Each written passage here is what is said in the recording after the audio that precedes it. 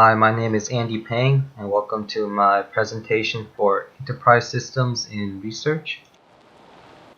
Specifically, I'll be dealing with three critical questions that are involved with trying to create a new center for translational science.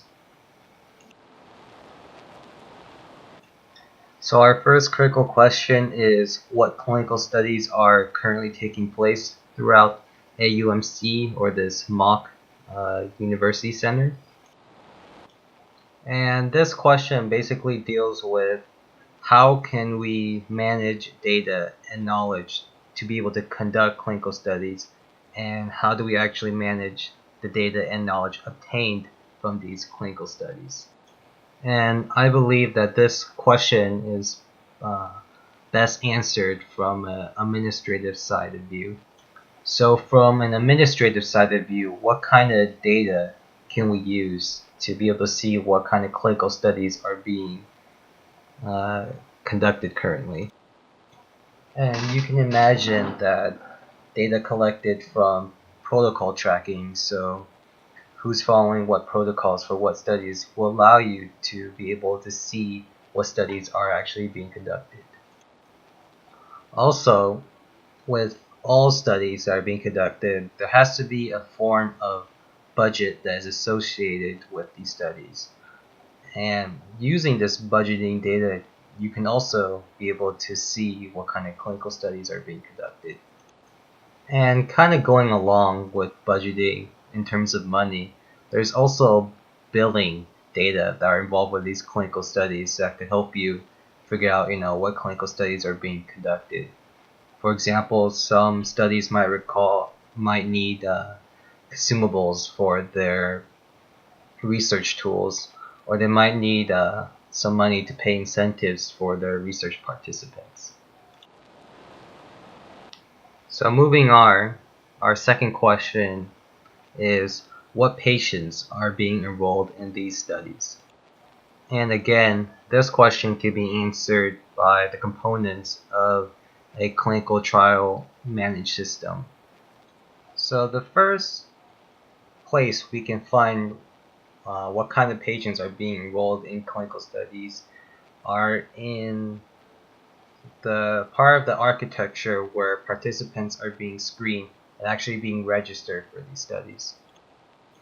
Another place where we can find patients being enrolled for studies is participant calendaring.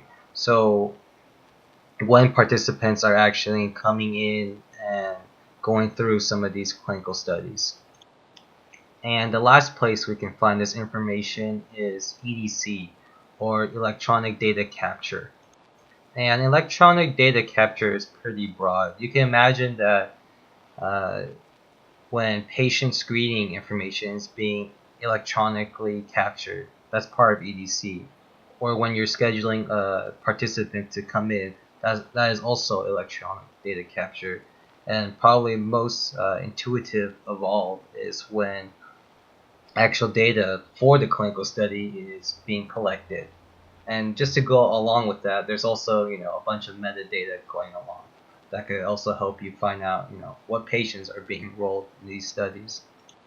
So finally, for this question, I'll kind of go over broadly what kind of data we're expecting. So for participant recruitment, we're basically looking for a cohort. So basically this just tells us what participants or patients are enrolled in these studies. And finally, with participant calendaring and actual data from the clinical trials, we're looking for just raw data from the clinical studies, and we're looking also for monitoring data, so how patients are feeling about this clinical study and so on.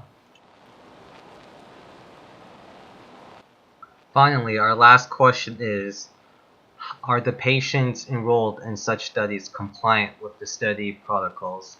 And again, for this question, we're going back to our clinical trial management system. And a large part of this system is the monitoring system. So how are we assuring the quality of our data by tracking our participants? Going along with the tracking of participants, basically how close are they with following certain protocols from the actual studies. And just to add a bonus to this problem, we can also implement clinical alerts, much like you would find in EHR systems, to show when participants are not following certain protocols.